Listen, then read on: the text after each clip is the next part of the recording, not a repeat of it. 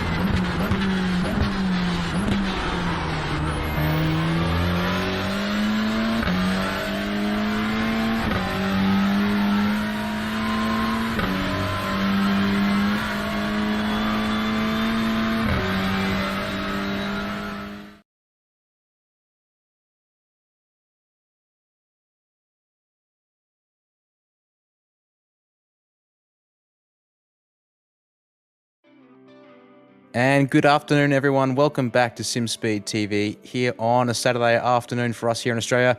For joining us from the United States, good evening. Thank you for spending your Friday night with us.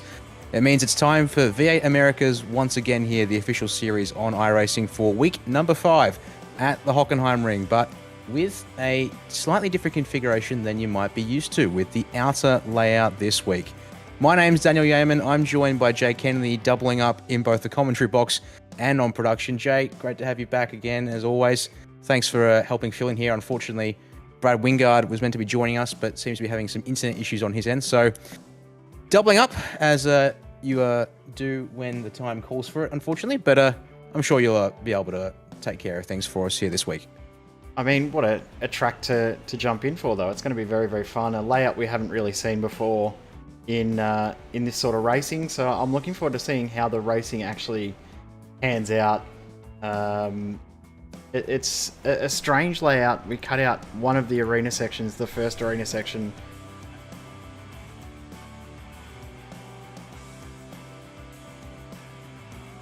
Delightful. Well, in that case, I'll take care Yeah, of... you go for it. I talking just cut my mic off. There we go. It's back.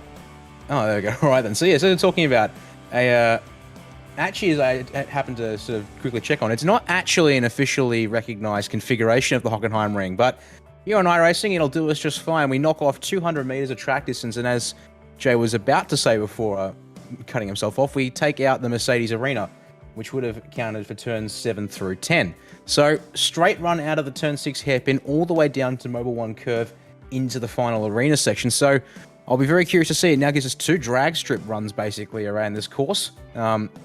Mobile 1 curve, probably not an overtaking place, Jay, given the fact that it is a setup for the Sachs curve in that final arena complex. But what's the bet we see someone get a nice run off of the turn 6 hairpin and just fire it up the inside anyways? Yeah, we're probably going to see everyone get back into line by the time we get to Mobile 1, but before there, I think the straight is long enough to make sure you can line up and move out of the exit of the hairpin. And we know how difficult these things are to remain stable under high acceleration. So I think it should provide some sort of passing opportunity. It may not be as good as we were hoping, but going to be interesting to see nonetheless. I'm looking forward to seeing how this track actually races. Yeah, it should be a fun one. The last time we raced at Hockenheim Ring a couple of seasons ago provided some good racing, but that sort of section through the Mercedes Arena didn't really add anything anyway, so we're not really losing out as such. Okay, indeed. So, we'll keep our eyes on that, and let's have a look here quickly at the stats for the race. 30 laps today, gives us another 131-kilometre race. And with fuel tank restrictions, we're looking at a pit window starting at the end of lap 12, and these cars running out of fuel after 18 laps. So, bit of flexibility there, of course. We've seen undercuts work fairly well here on broadcast for the past couple of rounds. We'll see if anyone dares for an overcut here this week, but roughly around that sort of lap 12 to lap 15 mark, I would expect most of our drivers to be in this week, Jay. Yeah, smaller window than we've seen, a little bit more high fuel burn here, purely due to the fact that we're on full throttle for such a long time down those 2 straights or 2 stretches. You can't really call the Parabolica a straight, but full throttle for a large portion of this lap, which means that the fuel burn is higher, makes the fuel window smaller, which means that strategy is going to be even more crucial for this race. Indeed. I'll be curious to see how that plays out. Obviously, might need slightly longer pit stops than you normally would expect, but it will be obviously a game of tyres, as it all is for the supercar. Let's have a quick look here at the end of qualifying as we approach the start of the race here. Looking at Robbie Bradbury in the number 15 Ford Mustang. He's currently out doing laps and is yet to set a time, but already has one on the board, so needs to make sure that this one counts here, Jay, as he enters Sachs curve. Yeah, first lap didn't count. He ran very, very wide through the exit, or at the exit of Mobile 1, so maybe in trouble here with this lap. Current fastest lap just under that 1 minute 30 bracket with Sean McNamara P1. Brad Ryan newly for ERT P2, so good to see him now part of that team. Great to see ERT starting to make a comeback in the AusNZ Sim community. Yeah, it's a team that's been around for quite some time, been around longer than I have, at least in terms of active on iRacing. So it's one of those names that, as someone who sort of getting into the community here, sort of has started to pick up and sort of learn over the past 18 months or so for me. And just as we were talking about our top qualifying times, Robbie Bradbury did indeed get his time secured, a 31.4 there. It was good enough for 17th place. As we now look here at the number 20 of Troy Stonestreet, looking to also get a lap on the board because he's already got one that didn't count. Does lap number 2 count? The answer is yes, it will. 22nd place, unfortunately, but a 32.1 is a start for Troy there. 22nd is better than starting in dead last as well. So only one driver that hasn't done a qualifying time. Thomas Freeman is just coming into the pits to test pit lane. And Brad Ryan's out on his 3rd lap. His 2nd lap didn't count, so he's now just lapping around, which means qualifying is pretty much done. Chris Shiba also he's coming into the pits. So everyone has done quali. Yeah, with 1 minute 30 lap times or thereabouts, it means indeed you can get qualifying done within less than 5 minutes if you knock it out straight away. So we'll head to the grid now because there isn't much left for us to do here. So as you were saying, Jay, Sean McNamara on the pole with the only time inside 1 minute 30 today.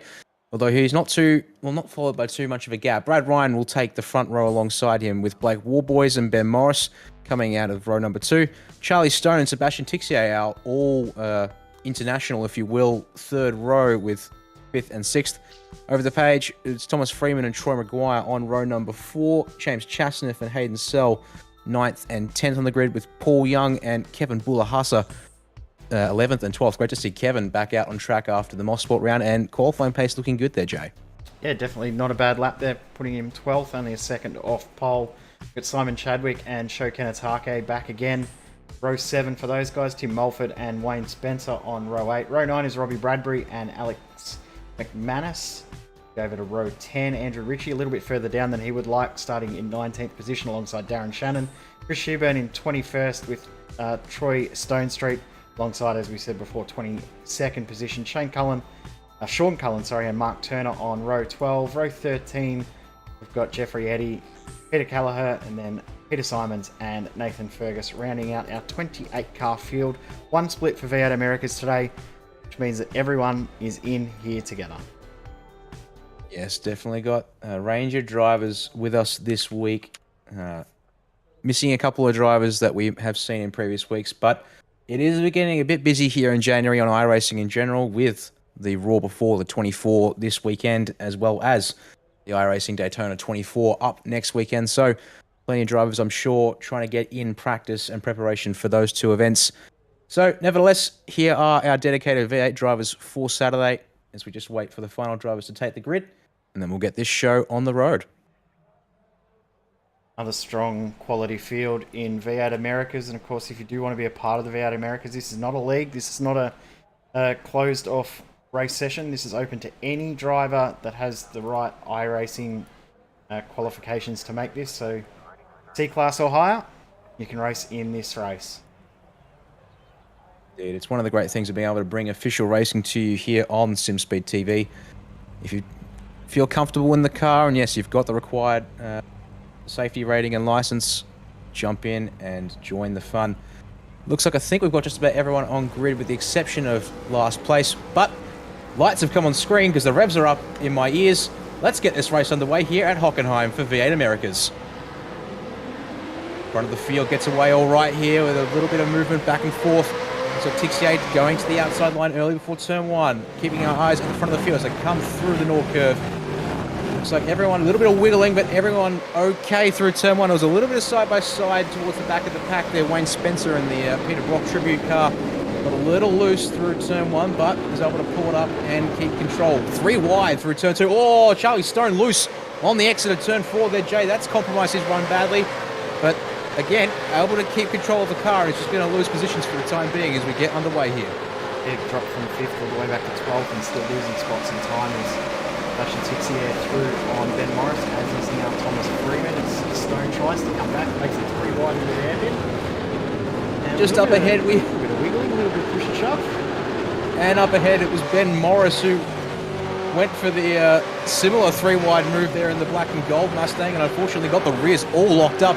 Meanwhile, at the back of the pack, Robbie Bradbury and Andrew Ritchie have gotten tangled, and they're now a long way off. Oh no! Just as we're talking about that, Sebastian Tixier has been either fed the fence or found the fence of his own measure. We're going to have to try and catch a replay of that one there as he rejoins the track here after the Mobil 1 curve and able to get back on course. So here's that virtual racing school replay here, Jay, as we start back at turn 6 with Ritchie and Bradbury here into the hairpin. I think they've just made contact like I said, everything was going on ahead, and it's just one of those unfortunate ones. But this for Tixier is a little bit more. This is the shortcut that they're running, so skipping the Mercedes Arena, staying on the drag strip.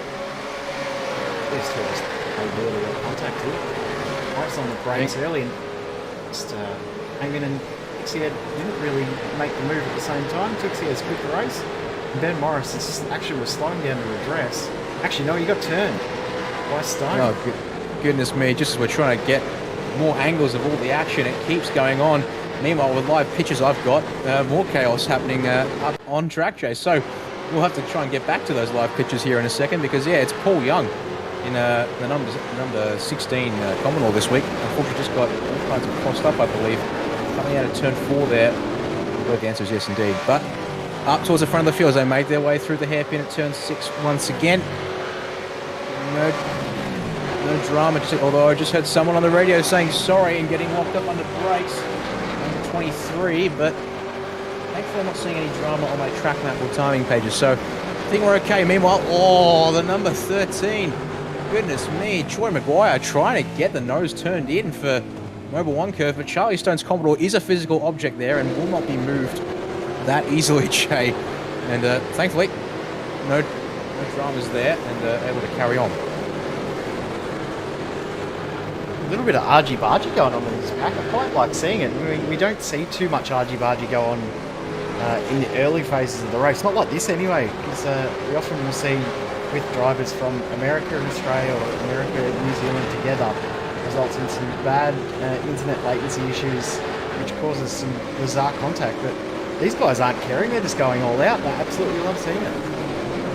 Yes, indeed. It's a little rougher than we've seen in past weeks, but it's working out all right. As we ride on board here with Thomas Freeman, currently holding on to 7th place, looking to start making his way forward as he keeps his eye here on the back of Troy Maguire. Down to turn 6. They're both closing in on Charlie Stone with the draft, but Maguire opts to stay in line. Freeman, though, pulls to the inside, under brakes. Nice and easy job there for him. He'll get that place and move up into position number 6 and begin his hunt on Charlie. Although, the run out of the corner wasn't too hot here, and Troy is closing in with the draft, but opts to try and give the bump draft, but Freeman defensive. That could have gotten nasty there, Jay, if he'd gotten the angle all wrong there as they come through the number 1 curve. I don't think Freeman was expecting the bump draft to try and help. He was just expecting Maguire to come and try and cut the nose up there. So interesting that there's obviously no communication between those guys at all, because if there was, they would have worked together much smarter, as Wayne Spencer's just lost a couple of spots in that Mobile 1 rock-inspired livery. Now he's got Tim Mulford coming up the inside through the final corner. Tough little section of corners here and there. It's hard to go too wide.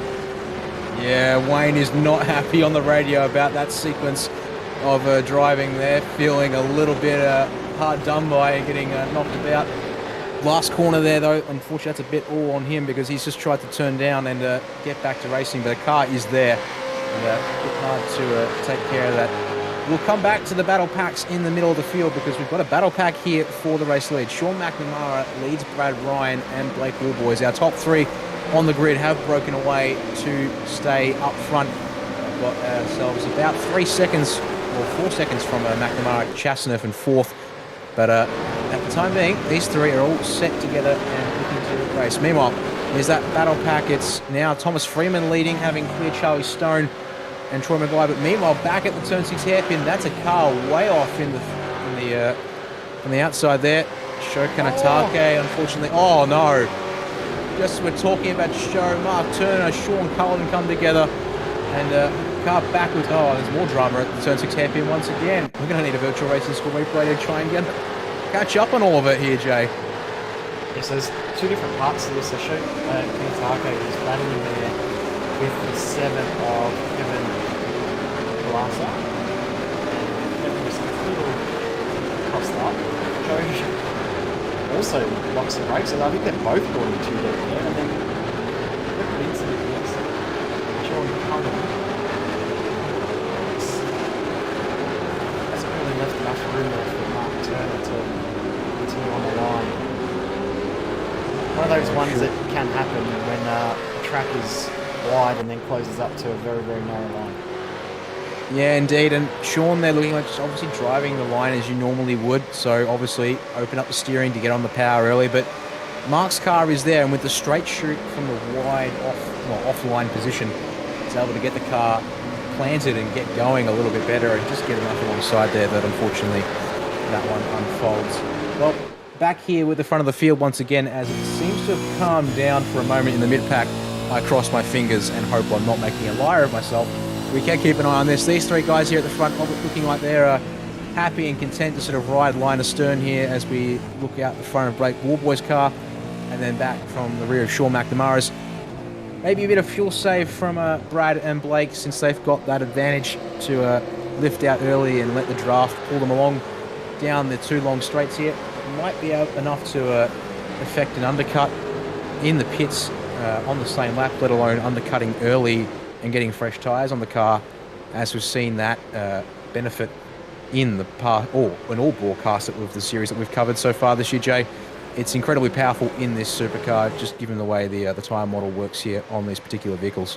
One thing that's in a big favour for these guys today is the very, very low track temps comparative to what we've seen in other races. Only 28 degrees track temp, strong wind as we've seen almost every race this season, but not too many high loading corners, so 2 slow hairpins. And yeah, so not too bad on tyres. So I think the undercut's probably going to work really well. Brad Ryan, what a run. He's somehow going to make this move. Little pinch at the front right tyre there at the turning point, but that's, well, I'd say it was job done initially, but once again, the benefit of being able to straighten the car up early and plant the throttle for Sean McNamara shows itself in full effect here with the run round the outside, side by side on the approach to number 1 curve. Do we get that commitment as we were thinking about? And the answer is yes. Ryan doesn't let out. He's going to drift a little wide through the mid-corner, but panel rubbing is all we're going to get, thank goodness. Oh, but side by side into Sachs no. curve, and that's not gone well. Brad Ryan, the loser of that battle. I think, unfortunately, despite there being a banked corner, that's the kind of thing, it narrows up through what is on this layout, turn 8 there, the Sachs curve, and something that unfortunately I think was going to happen at that corner inevitably there, Jay. Realised that the broadcaster said we've been on replay for the last few minutes, but we haven't. This replay this time. Slight wheel-to-wheel contact, not much in it, and unfortunate for Brad, but I think McNamara was right over on the curb, so I don't think he could have done anything more to avoid that incident. Yeah, indeed. Maybe just holding out a tiniest amount to open up, or at least get the car rotating in a little bit there, but that's pretty typical stuff for someone on the inside there at the Sachs curve. So it's now going to be a two-way fight for the time being, unless these guys start holding each other up and Brad Ryan's allowed, or can then start reeling his way back in. We know that Brad has, at least based on his performance last week at Mosport, can look after the tyres in the second phase of the race incredibly well. So, to be honest, I wouldn't be surprised if he goes for the early pit stop here and then tries to claw back that gap by pitting first and using the tyres early, whilst also somehow having enough in them to be able to then maintain position once others come in on fresher tyres in the late phase of the race. Well, looking at the battle pack for 6th once again, Thomas Freeman has broken away to sort of start closing the gap to James Chastner. It leaves us with Charlie Stone having to keep his eyes on his mirrors because Troy Maguire is all over the back of him, and they've also allowed Hayden Sell to close up some. So it's a three-way fight once again. These drivers all looking relatively well matched at the moment, currently lapping in the 1 minute 32s, at least in the case of Charlie and Troy. But in saying well matched, currently that means that Hayden Sell behind, closing the gap relatively quickly to those guys. But, well, I just said that, and then last lap times around, Hayden's lost 3/10 to Charlie and Troy as he's closed in on the pair of them. So it's a bit of back and forth here between these three, so we have to keep our eyes on this one as the race continues to progress here, Jay. Almost at the point too where the pit window opens up as well, so as we said before, not as big a pit window as we would normally see due to the amount of 100% throttle this layout provides, but still a big enough window that there are true alternate strategies. Probably three. You've got the early, mid and late pit stop. And I think the early might be the one to work today, just based on the conditions, based on the track temp. I think we'll probably see Brad Ryan in as early as possible, but I think Blake Warboy's got a real big chance of taking the lead of the race if he pits a lap earlier than McNamara. I think 1 lap difference is enough to make inroads, but not necessarily enough to lose out over the length of the stint. Yeah, that's a good observation there, Jay. Notice when we were watching Warboys and McNamara here earlier, Blake's definitely got that straight line speed thanks to the draft, but he's being nice and nice and patient, not considerate so much, to roll out early, just save that bit of fuel, but also hopefully save those front tyres from a bit of work under brakes, just so that he can just keep the pace up here as the stint progresses. And yeah, as you're saying, lower track temperatures this week, so expect the undercut to be stronger, perhaps even stronger than usual. So definitely opportunity is there for Blake to get that pit stop done first ahead of Sean, and then capitalise on the fresh tyres and get out ahead. Curious to see where his pit stop and the pit delta sort of puts him out. There's a bit of a gap sort of around, well, 18th, 19th position currently on track. There's about 6-7 seconds, so that looks like an optimum spot to slot into. If the pit delta is longer than that, we're looking at somewhere around the gap between 20th and 21st on track, and the gap about 37 to 43 seconds back from the leaders. But keep our eyes on the front here. Again, this battle for 6th heated up just as I was talking about pit strategy and looking at my timing tower. These guys are racing out hard on track, so need to keep an eye on Charlie Stone. He's got Troy Maguire all over the rear bumper, but there it is, that lift out of the throttle before Mobil 1 curve. Opting not to try and force the issue of too wide through there this time for Maguire. Slot back in, save the fuel, and keep the pressure on and try and force the mistake out of Charlie, and unforced errors for a free pass for Troy there, Jay, is probably what he's hoping for at this stage. The length of the straight looks like it's about, 25, 50 metres too short, doesn't it? Just needs that tiny, tiny little bit longer, and they'd be able to get far enough alongside to be able to commit to the move. But they're just not quite able to get the momentum. We've seen a couple of moves into the hairpin. It's a very, very similar length of full throttle time, but there seem to be drivers not getting the run out of this hairpin, but much better runs out of the next, which is where we're seeing those passing moves. All three of the guys in this group, very, very good job there through that hairpin, as we are now at 1/3 race distance. Pit window not too far. Indeed. Laps ticking away here, and for the time being, everyone seems to be settling into the rhythm, just try and look after the cars here and start really planning out the strategy here. But Stone wide through turn 6, but wide through turn 6 again isn't a curse around here necessarily. Gets a little bit of a better drive in the initial traction phase, and it's got just enough of a buffer here that Troy, there's no way Troy's getting up alongside here unless he commits to an absolute send under brakes in the Mobil 1 curve. And there it is, just a little bit early on the brakes, tucks in, and not able to force Charlie Stone to look for the defensive line through there this time by. Legitimately, they only needed another 20 metres and he would have been far enough alongside to be able to move. Heading to the move, Simon Chadwick does lose a spot. Lasser gets on through now, up into P9. 3 spots up for both of these cars currently, so good to see they're both making progress, and the cars looking like they're in decent shape there for the pair of them. Meanwhile, just behind, we've got Alex McManus trying to hold off Paul Young. Paul, obviously, a little spin, well, half spin earlier. I think kept it out of the fence thankfully, but lost a bit of time in positions there. So he'll be looking to make his way forward as when the pit window opens, I'm sure.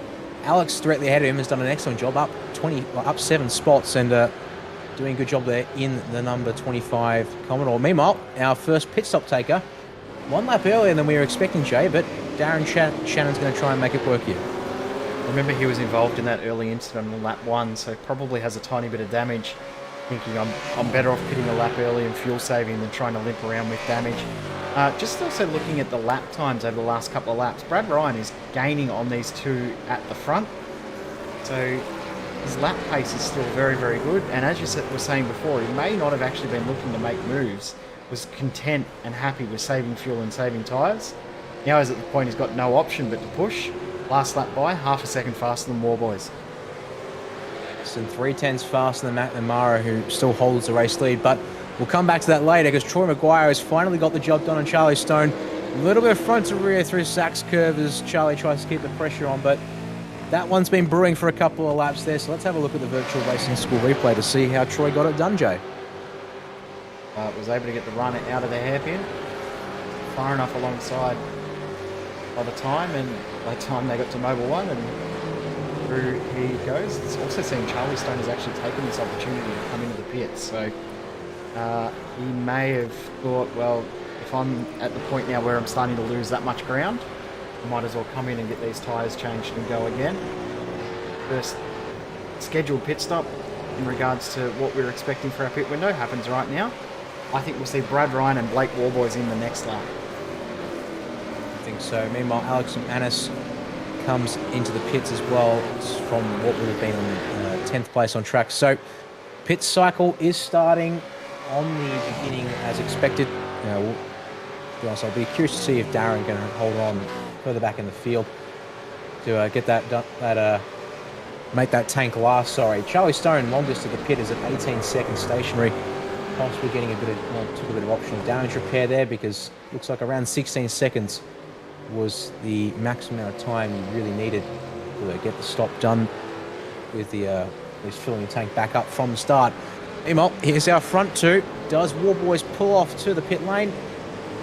No, not this time by. So, in the stretch forward, but neither does Brad Bryan, who's been our undercut king for past couple of weeks. So, well, I should say past couple of weeks. I mean, I did mean specifically, I should say, the Mosport round last week. That's where he put that to excellent effect. So, they're all hanging out on track, and actually lap times between the front three have leveled out on the last lap. So, sort of progress halted there for Brad. Meanwhile, looking here at Paul Young, now up into 10th place. He's got Tim Mulford behind, and Sho Kanatake, after that earlier mishap down at the turn 6 hairpin, brings his car down the lane to get his pit service done here on lap end of 12, start of 13.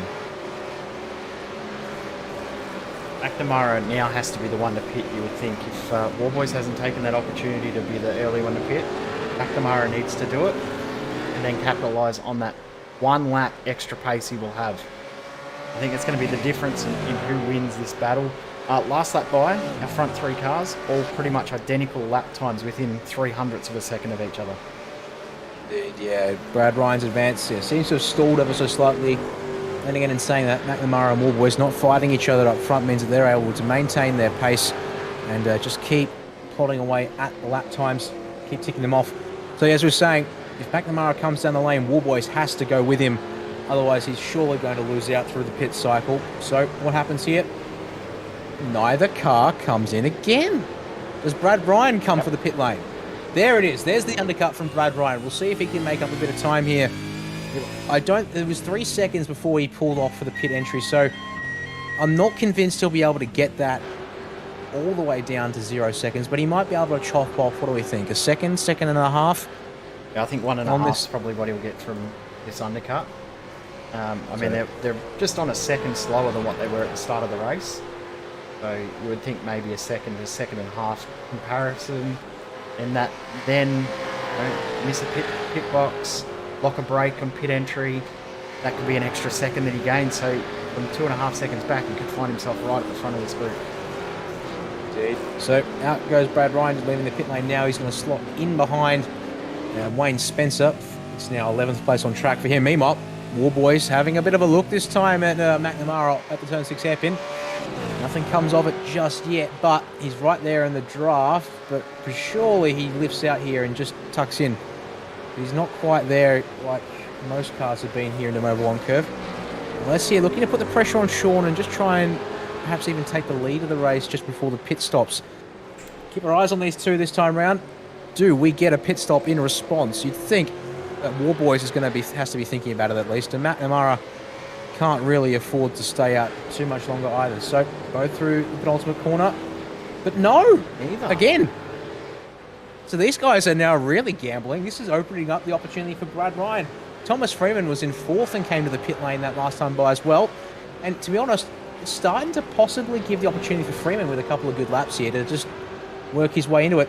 Meanwhile, Brad Ryan has made his way past Wayne Spencer on that lap. I'm going to hope that was in a straight line and no major fuss for him, because obviously any kind of hold-up due to traffic or overtaking drivers, that's going to hurt Brad's chance of closing the gap here. But we'll keep an eye on his next lap by and see what it's like in terms of lap pace, because the leaders in the mid to high 131s, if Brad can knock off a couple of 130s here, definitely in with a good chance. James Chasnoff, stop complete, comes out of the lane. He's going to be behind Wayne Spencer, it looks like, here on the exit of the lane, indeed. So a couple of seconds back, but he actually gets ahead, if I'm not mistaken. That's Thomas Freeman in the background, and I'm pretty sure Freeman... He wasn't ahead before the stop, but there was about a 1 second gap between Brad Ryan and James Chasnoff. Is now to 3.2 seconds. So fairly big turnaround and swing in the favour of Brad Ryan just based off that one out lap. And there you go. Undercut in full effect there, ladies and gentlemen. My apologies there, James, for completely forgetting that you did have 4th place. He there was all from by our- himself for most of it, so... Well, excuse me for that one then. All right, well, I appreciate it. Here we Meanwhile, end of lap 15, and yeah, both cars into the lane. These Warboys cannot afford to allow McNamara the undercut on him. So, 2 laps here for Brad Ryan, who's just gotten past Chris Shearburn and coming to the Mobile on curve, by the way. I'm going to keep an eye on Brad. Let's keep an eye on these two here in the box. Well, actually, in saying that, Jay will cut to Brad Ryan. Makes sense because he's out in track and racing. These two guys stopped in their pit box. They're all at the end of the lane here, so basically as soon as they're off the jacks, of course, they'll be able to get going. Clock's ticking, but I think it's going to be just enough time here because these guys, 15, 16, 17 and a half seconds for both. Warboys is going to get the jump on McNamara. Oh, Brad Ryan's going to be there. Oh, here we go. It's a 3-way fight on pit exit. The undercut works. Brad Ryan gets 1. He's not going to have 2 here, but he's going to have at least the car up to speed. Can he get the line? Oh, Warboys locks. Here's the chance for Brad Ryan to make that undercut work to full effect here. As he get the run out of turns 2, 3, 4. Called the Einfahrt Parabolica here at Hockenheim. And then along the back stretch, which it's effectively a straight, despite the fact there's a giant kink in it. The answer is, yeah, Brad Ryan, not close enough at a straight line, but late on the brakes. He's getting overlapped right at the turning point. And Warboys, knowing this is the race for the lead, he doesn't opt to defend too hard. Allows the inside, but once again, traction off of the outside of turn 6 in the earlier straightening of the car. Able to hold on to the position here, Jay. Now, surely that's Brad Ryan just trying to distract Blake, not actually flashing the headlights in frustration, because didn't see anything wrong there. Blake able to just straighten the car up and drive off the corner first. Interesting, McNamara's pit stop time in comparison to both Warboys and Ryan was a second longer. That's probably just as much due to the fact that he was open throttle and the other boys were behind and fuel saving that entirety of that first stint, except for those couple of laps that Ryan was bumped a little wide. But to gain all of that time back just from a two lap undercut, if he can hold this position, that's some brilliant driving from Brad Ryan. I'm certain Brad Ryan will be able to make his car work for him to the end of the race from here. Although in saying that, through turn 1, a little wide, perhaps McNamara is closer to Ryan than Ryan is to Warboys. But once again, just looking at the different lines through the corners here, Warboys opting to sort of sacrifice the apex a little bit, but get it turned down tighter on the exit of turn 2 and open up the run here onto this back stretch through turns 3, 4, and then 5 here on, I'm going to call it straight, to be hell with the fact that there is a corner number attached to it.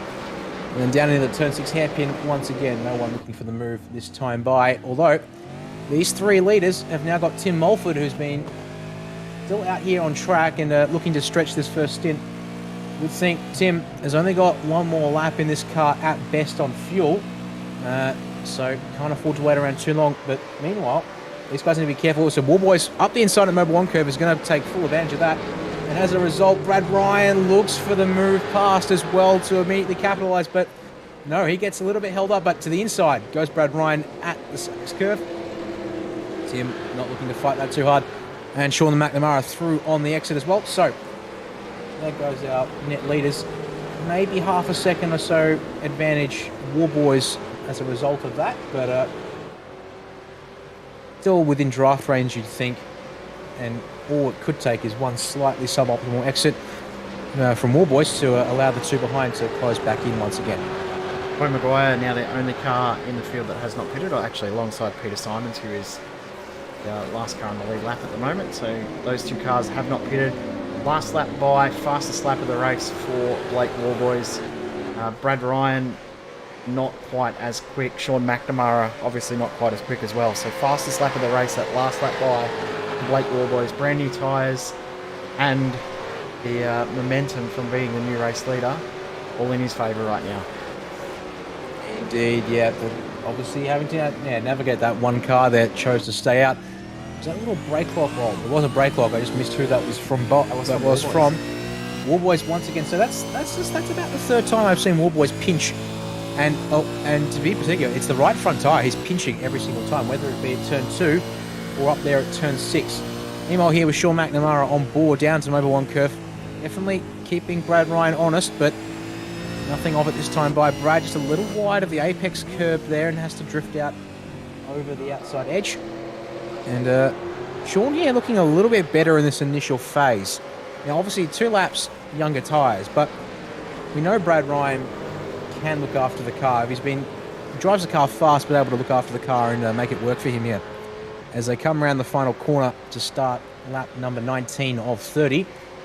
And still Troy Maguire looking to stretch this tank all the way to the end of its life. So he's going to make 19 laps work out of his car. So you can see. Remember, I'll just see there James Chastaneff and then Thomas Freeman net 4th and 5th on track. So they've got a little bit of a gap of their own there, and then an even bigger gap back to Charlie Stone, who holds 7th on track, will be net 6th. He's got a gap of his own back to Hayden Sell, and then it's Kevin Bullahasa and Simon Chadwick. That's our 9 cars, but make it Paul Young top 10 who have pitted, although Paul has Alex McManus closely behind. So that's our next, probably our closest battle on track, apart from the race for the effective lead here. As we ride on board with Alex down to turn number 2 at the Iron Fart Parabolica. Gets a decent run under brakes here and a fairly equal run out of turn 2 there for both cars. So probably going to take a bit of a slipstream for Alex to make it work, as well as maybe a little bit of a wheel spin or lock of the brakes for Paul. Meanwhile, further back in the field, I said we had our closest battle on track was Paul and Alex. The answer is we've got 2 cars side by side who down the back straight in the parabolica here. So it's Joe Kanatake trying to hold off Chris Shearburn. They've also got Robbie Bradbury behind for company. Down into the turn 6 hairpin. Kanatake on the outside forces Shearburn to hop the curb there actually at turn 6. That compromises Shearburn's run, and position held for Kanatake if I'm not mistaken, Jay. Yeah, but have a look at Robbie Bradbury now side by side trying to get the position on Chris Shearburn, and at the same time Troy Maguire has come into the pits, as you said, trying to make 19 work. He's made it. Nice little bit of driving there from Robbie Bradbury. Chris Shearburn, aware of what was going on, decided to back out. Live to fight another day. Front of the field though, that lead that War Boys had, it's gone. Indeed. Well, compressed under brakes there for sure. And just seeing here, 1/10 faster for Brad Ryan versus Black War Boys last time around. But in saying that, Sean McNamara another 10th faster than Brad in now 2nd place. So just see here that draft continuing to provide benefits for those sitting in it. War Boys wide at turn 6. Once again, does that mean he gets the straight line run off the corner? It works out pretty well for him. So here's our gaps. It's relatively balanced now between these 3. Again, Brad Ryan on the headlights. I think that's just mind games at this stage here, looking to try and get Blake looking a bit too much in the rear mirrors. And they head down to number 1 curve once again. Brad Ryan just, again, a little bit more narrow on the entry there. It's choosing to opt to run up and over that exit curb onto the green Astro there, Jay. So just seeing here different lines and preferences from these drivers starting to play out. At the moment, not affecting lap times and sort of positioning all too much at this stage, I'd say, but could make a difference as the laps tick on and we get towards the end of the race here. Seeing a few overtakes still going on. As difficult as these guys at the front are making it look to overtake, we have a look at who's back together again. It's Stone who's broken away from Sell, but Troy Maguire and Simon Chadwick have been together a little bit throughout the race. Maguire's had a horrible outlap. Remember, he just come out of the pits and he's lost an extra 2 spots on his outlap. So he's had a horrible one there. Bullasa and Chadwick both get through. They're going to continue their fight that they've had for the last little while as well. Indeed. I'm curious to get an eye on what's happened there. I'll probably take a moment to have a look at that while live coverage stays with our various battle packs here. Top 3 once again. Brad Ryan nice and close here under brakes at turn number 6, the Spitzkehr. But the drive once again for Black War Boys is keeping him ahead and with a good, or a nice enough gap here off of the corner to allow him to maintain that leading position. Meanwhile, Sean McNamara just a little bit further back this time by, but we're on board further back with the battle pack, which is now building for 4th. Thomas Freeman looking after that car nicely. 4/10 faster though than James Chastaneff ahead. Starting to really claw him in, but still just approaching 9 laps to go here. Thomas can't afford to burn up those tyres of his, as we're going to jump to a virtual racing score replay and have a look here at Troy Maguire. So this is what's happened to him here. So has this happened on this lap just now, Jay? Yeah, down just into the now. turn 6 hairpin. Righto, so 1 lap past the outlet. So going for the move. We're going to hope all clear and clean. The answer is, oh no. Oh, it was going well. And lighting up the tyres has only made that worse and slapped the left rear into the fence. And now that Mustang is definitely hurting somewhat. And Troy Maguire now down in 13th place, -5 from his start position. Definitely not the way he wanted the second phase of this race to go, Jay. No, that's pretty heartbreaking for him. He set it up quite nicely with the strategy to end up having the best tyres at the end of the race. He was in a decent spot, was finding himself some rhythm to get back past those guys he was battling with. Speaking of battling, Freeman through finally, but yeah, that's heartbreaking for Troy Maguire, and I think he actually may have a meatball flag as well to make it worse. He does. I would not be, yeah. I was going to say, would not be surprised, but look up on my entries data, thanks to the fact that iRacing provides that. Meanwhile, we'll get back to that in a moment, because Chasnev isn't giving up 4th place without a fight. Down to the Mobil 1 curve, side by side. Rare occasion, I think, in this race to be able to have a car commit to the outside of the Mobil 1, but it gives him the inside of the Sachs curve, and with the banking and camber here, allows him to get the dig, but Freeman isn't giving it up either, having just earned 4th place. Side by side, all through the arena complex here to end lap 22 of 30. Chasnev is still trying to hang on, but not quite there. Freeman gives the space, but I think Freeman's got the right here to get across and cut off Chasnev for turn 1. And indeed he does through the Norcare. Turn 1 here has now finally claimed position number 4. But if that lap's anything to go by here with 8 to go, Chasnev will be back on him and back past him as soon as he can manage. And it's going to be here at turn number 2, quite possibly. Shows the nose. He's going to have to tuck back in there, down the back straight. Prime opportunity coming up at turn 6. Indeed, Jay. Call it here as we head down the back stretch. But Chasnev has to go round the long way if he's going to make this work. Doing that outside line work at entry, but just not quite as good on exit. But Chasnev can almost square the exit of the corner off. He might have the run down the straight. Not too bad. Oh, a bit of wheel spin though. May hurt his run. No, evenly matched for pace. Got the draft. He might get it done still. Freeman defending to the inside once again as they head down the Mobil 1 curve for a second time, side by side. Either of these guys going to give up? I don't think so. They've shown they can get through Mobil 1 side by side with no dramas. This time, though, it's Chasnev with the nose ahead down into the Sachs curve. He gets the job done, but Freeman immediately back, goes for the crisscross. Oh, front rear contact. That's enough to put Chasnev out on the edge of the track, off the racing line. That's a little cheeky there from Freeman. I'd be curious to see. Just close enough, I reckon. Touch and go there, to be honest, in my opinion, Jay, that whether he had earned the inside of the corner there, but there was overlap. And Chasnev definitely not happy about that one on the headlights. This time, that's no mind games. No, that's not mind games. I'm not happy with how that played out. Let's go at it again. It's going to be a very, very interesting battle. The positive for these guys as well, they've got a huge gap behind. 12 seconds back to Charlie Stone, so they can go at their fight. Also just see there the 24 car of Jeffrey Eddy gets out of the way for our 3 litres. A little bit of sportsmanship there. Make sure that the 3 litres can go on without any impediment and push on as Sean McNamara. Make sure there's nothing left of those rear Dunlops at the end of this one. Ooh, it's definitely not helping him there, Jay. In fact, he's dropped well out of shot, at least if you're looking from, say, an above shot from behind Brad Ryan. Ryan continuing to apply the pressure here at that 2 to 3/10 mark to Blake Woolboys ahead as they come down in the Mobil 1 curve once again. Just see Brad continuing to flash the headlights from time to time and definitely try and pressure things. But we need to go back to Thomas Freeman and James Chasnev, Jay, because they're side by side. 3 laps in a row at the Mobil 1 curve. These two are, well, I'm impressed. And credit to them both for continuing to fight and keep it clean, apart from one minor upset there at the Sachs curve last time by. But Chasnev not able to get the job done, but definitely starting to really hunt and try and force an error out of Freeman. He's got 1 lap younger tyres, but with the way these two are going, that's going to level out in terms of tyre life pretty quickly here as they start lap 25, and they've now got 6 laps to go here. So plenty of opportunities, as these two are demonstrating, for this race to end one way or another, and still could go good or bad for either driver here as they head down to turn number 2. The gap between the first, second and third place cars has stabilised just a little bit, so not too much happening up there at this stage. But James Chastanoff, he's showing the intent here, isn't he? He really wants to get this move done. And Thomas Freeman's just doing enough.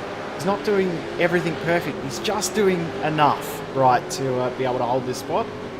If Chastanoff can nail each and every section of this track, I think he's going to get it done. And I'll tell you what, that was a great exit from the hairpin there for Chastanoff. I saw a little wiggle, but it turns out either was about the same as Freeman, or the draft is going to be effective enough. Once again, has to look to the outside. So never mind 3 in a row through Mobile 1 curve. Let's make it 4 in a row here, folks. Chastanoff, oh, this time though, Freeman lets the car swing out and just cut the nose of Chastanoff off into Sachs curve though. Once again, Chastanoff a little better and a little more under control there, but oh no! Oh, big wiggle through Sachs curve. Able to get it back under control, but if he does that one more time, those rear tires are going to be fried. Meanwhile, front of the field, looks like Brad Ryan is starting to try and apply a little bit more pressure. In saying that, he decides now is the time. Up the inside of Blake Warboys at turn 2. A little bit deep in a lock at the front right from Ryan. It actually allows Warboys back up the inside through turns 3, 4. As they're onto the back straight here and through the Parabolica. And it's brought Sean McNamara right back into this, Jay, as we head down to turn 6. Sean McNamara has actually got alongside as well. So this is going to be a true 3-car battle all the way to the checkered flag. At the point of turning, McNamara is technically the leader of the race, but he's going to lose both spots, you would think. That's a nice big licorice straps there left behind for Brad Ryan. Not worrying about the rears either. McNamara, though, I think he's let his rears stabilise, and now he's going for another push for the win again. Yeah, I would say so. We've seen Chastanoff and Freeman now side by side four times in a row through Mobile 1. We get another side by side here. This time, though, McNamara gets just enough here to stay alongside Warboys into the Sachs curve as we ride on board with Brad Ryan now holding third place, but definitely here side by side. These guys don't know when to give it up. It's great watching because I have to say it allows us to keep it honest. Oh, that's McNamara looking to try and keep Warboys tight, but it doesn't pay off. Brad Ryan takes advantage up into second momentarily. Surely McNamara here takes the racing line and allows Ryan to keep the pressure on Warboys for the lead. We're down to 4 laps to go here, folks, and these guys aren't giving it up. Just noticed that Troy Maguire has actually been disqualified for exceeding the incident limit, so he's had an absolute shocker from where that strategy was earlier on. Alex McManus, Paul Young, Tim Mulford, those guys are going at it as well, as Mulford's just had an issue. But we have to stay with this lead battle because it's incredible to watch how much the air is chopping and changing and how much strategy is going on just in car placement through these tight corners. Here we go. Brad Ryan to the inside at turn 6. Just a little, well, Warboys a little bit later on the brakes, trying to really hold the position for himself. Through the corner, Ryan decides to give Warboys just about 0 car space. Warboys isn't a fan of that and decides to come back towards the middle here on exit. Side by side once again on the run to Mobile 1. McNamara with the double draft surely doesn't look for this because we're too wide already. Thank goodness McNamara's going to pull out of that one. Oh, but Warboys, it's tripped up McNamara through Mobile 1. Oh, so side by side again for a second time this lead pack. It's going to be Brad Ryan to take the lead momentarily, but Warboy's looking to hold it around the outside of Sachs curve, and he does. He's going to get the outside of Sachs curve worked out. He's going to get the apex for the final 2 quarters here as we end lap 27 and start 28. Goodness me, the action is getting on aplenty. And this is definitely where we need to be watching because Chastanoff and Freeman have sort of calmed down for a moment. We'll come back to them if things spice up, but to be honest, the action is all here. It's still very much a 3-way fight for the lead. If any one of these drivers makes a move, it brings, well, if Ryan makes a move at this time, it brings McNamara back into the fight. McNamara this time will be aware that very much if we get side by side down to Mobile 1, expect the guys ahead to brake. But it's side by side this time as we head down around the Parabolica and up to turn 6. Brad Ryan is just there, and I reckon he's not going to give that up. But what does Sean McNamara do here? There's enough width for 3 wide if he dares. Does he dare? Oh, I thought that McNamara was going to thread the needle there, but if he can get a good exit and chop the corner off very, very nicely, you might be able to get the run, but... Oh, no! There it is! Oh, the drama! No. Brad Ryan He did it last lap, and he's done it once again, just opening up corner exit where he can. And Warboy's on his outside, not willing to move an inch. Just takes that left rear quarter of Brad Ryan's car, and around he goes to give Sean McNamara the race lead. So here's that virtual racing score replay of what happened. As I said, side by side, pretty much all the way out of turn 4 and down the parabolica to turn 6. And as the gap opened up, as you were saying here, Jay, the needle could certainly have been threaded, but McNamara definitely opting to play it smart here, and it paid out well for him. Definitely. Both just had a little bit of rear wheel spin, didn't they? And he's almost brought them together. Unfortunate incident. That's just hard racing between two drivers that are on the limit as it was. You feel for Brad Ryan. He's dropped back to 5th now. But McNamara, as you said, the ultimate winner out of that little battle, finds himself back in the lead. That he does. Well, I think it means it's time to turn our attention back to James Chastanoff and Thomas Freeman, because they're still locked nose to tail here on track with just under 2 laps to go here, folks. So this time Freeman's got a bit of a gap here at the moment as they head down to the turn 6 hairpin at the moment. Chastanoff maybe looking to just try and eye him up for one final push. As it under brakes, gap closes up, but what's the traction like on corner exit? Pretty similar, but Freeman again able just to extend, in fact extending quite nicely out of the acceleration zone as we head down to the Mobil 1 curve once again. In fact, can't even see Chastanoff thanks to the wing position there of Freeman's Commodore, but that's all right. So Chastanoff, though, good run through Mobil 1, uses a lot of the apex curb, car compliant, and gets up and over it without a fuss, mind you, and definitely can't, definitely there to allow keep the pressure on Freeman as they come through the final couple of corners. White flag is in the air and being taken by Sean McNamara. So 11 corners of racing to go for the race leaders, and as these two come across the line, the fight for third is on once again for these two. Does Freeman have enough at the moment? It looks like yes, but definitely not counting out Chastanoff until we see the run out of turn 6, I reckon, Jay. Yeah, I think Chastanoff's going to hold off and wait and try and work out when he can make this move at the best possible time. As you said, turn 6 exit. He's been really good and really strong through there, but I don't know if he's close enough to be able to make it work. He's going to have a fantastic braking effort through the hairpin to make it potentially work. Chastanoff's been very, very good on the brakes as well, so this could still be on. Thomas Freeman may have just done enough. In saying that, look at how close they do come together on the brakes. Into turn 6 one last time for these two drivers. Looking fairly balanced. Freeman trying to opt for the wider entry to straighten the exit early. And in fact, it's pretty even exit. So Chastanoff's going to tuck in and try and follow the toe, but it's not going to be enough this time by into Mobil 1. It's going to have to be a mistake from Freeman to opt up that position for him. Deep on the brakes once again for Chastanoff into Mobil 1, closing the gap, but the drive from Freeman off the corner exit is adequate. Sachs curve, nothing going to be there, but we might as well jump to the front of the field real quick. He started from the pole. He led the opening half of the race. Did lose it during the pit stop cycle, but it's going to be Sean McNamara in the 9.5 Sim Sports Commodore. Going to be able to capitalise at the end of the race and take the win. Blake Warboys up a position to take second after holding off Brad Ryan there. And Thomas Freeman holds off James Chastanoff for the 3rd place. And then Chastanoff in 4th. Brad Ryan, as we said, indeed, just the unfortunate victim of hard racing there. Meanwhile, looks like our next battle pack is for position number 11 here. Alex McManus holding on against Tim Mulford. Great to see Alex here. He's having a real good race considering his I rating relative to these drivers out on track. And all looking well for the final corner here. He's going to be able to hold on here for P11. And yes, indeed, excellent work there by Alex to come across there and take the checkered flag. P11 with car 25 in a very, very stretched out strength of field race. Very, very good effort. So Robbie Bradbury and Andrew Ritchie, who both found themselves in issues early on. They're going to be the last two drivers on the lead lap at the end. Interesting too, Kenatake had to retire from the race after some damage as well. Troy Maguire, I don't believe, was DQ'd for the incident limit, but DQ'd for not fixing his meatball flag. Oh, that's quite a tactical error there from Troy Maguire in that case. something I'm sure he's been around long enough to know how to deal with meatballs. So quite surprising, to be honest, to see that he would then press on to try and keep racing in spite of the meatball. But in that case, penalty has been served for him.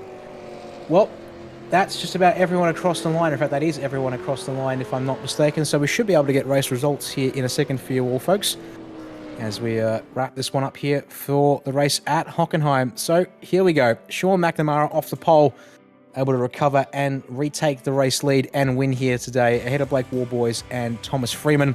Holding off James Chastner for fourth. As we said there, Brad Ryan, unfortunately, loses out in the battle for the win and has to settle for position number 5. Charlie Stone in 6th place, holding off, well, finishing ahead of Kevin Bulhalasa. Saying there, Kevin, our first, I believe, non-Australian in the field this week. So great to see Kevin with good speed. He was followed by Hayden Sell, Simon Chadwick, and Paul Young rounding out our top 10 as we head over the page, Jay. Yep, and then as we said, Alex McManus up in P number 11 in the end. A great result from him. P12 for Tim Mulford. One of the biggest movers in the field, actually, well, is Alex McManus, but the biggest mover was Chris Shearburn, who is +8 to finish in 13th position. Darren Shannon in 14th with Robbie Bradbury and Andrew Ritchie in P15 and 16. Then our drivers who were one lap down or further, Jeffrey Eddy, Peter Simons, Sean Cullen, and as we said, Troy Maguire, who was disqualified 5 laps from the end. Sho Kinatake, Wayne Spencer, Troy Stone Street, Mark Turner, Peter Keller, Ben Morris, Sebastian Tixier, and Nathan Fergus all unable to see the end of the race. Yeah, definitely a hefty retirement list, unfortunately, this week. And interesting to see, actually, Peter Simons, who finished back in 18th place and 2 laps down, technically the driver with the most positions gained in this week's race. Well, that's going to do us from Hockenheim, so it's time to look ahead to the next track on the schedule. It's iRacing's latest addition to the road course roster of circuits. The V8 Supercars head to Knockhill International Raceway. 2 kilometres of short course road racing action in the Scottish countryside. Definitely a circuit that will be quick, fast and furious for a set of cars like this, Jay, but it's not the kind of track that the Supercars are unfamiliar to in real life. 100%. We've got an estimated lap time of around 46 to 47 seconds. But does have real Barbagallo / Winton vibes, doesn't it? It's a really cool track. We saw it in the Aussie Car Skip Barber Series this week. It's going to be interesting to see how it goes. I'm not sure whether it's going to be one that we love or one that we hate, but nonetheless, like this week here at Hockenheim, it's one track that you really have to try, and the only way you're going to know how it races is to actually race it. So I'm looking forward to seeing how it races, seeing how it plays out. Should be fun, regardless of how small the track is. I'm looking forward to it. Indeed. Fingers crossed we get a good one next week. Hopefully the drivers put the practice in starting on Tuesday when the season week ticks over. And yeah, I think track position will be even more important at that place. So pit strategy is going to be crucial. Well, that's going to do it this week for us here on SimSpeed TV for the V8 Americas Series. My name is Daniel Yeaman. Thank you for watching along with us. Been with Jay Kennedy, doubling in production and commentary this week. Thanks for having me, Jay, and yeah, looking forward to next week as we head to Knockhill. Yeah, bring it on. Can't wait, and hopefully Brad will be back as well, and we'll have some normalcy resumed in the comms box. Indeed. Well, make sure you tune into SimSpeed later today with the beginning of the Majors Series International Division for 2022. But until then, or another time with Grand Prix Series tomorrow morning, Sunday for at least Australian time, whenever it may be, when you tune in next time, take care and goodbye for now.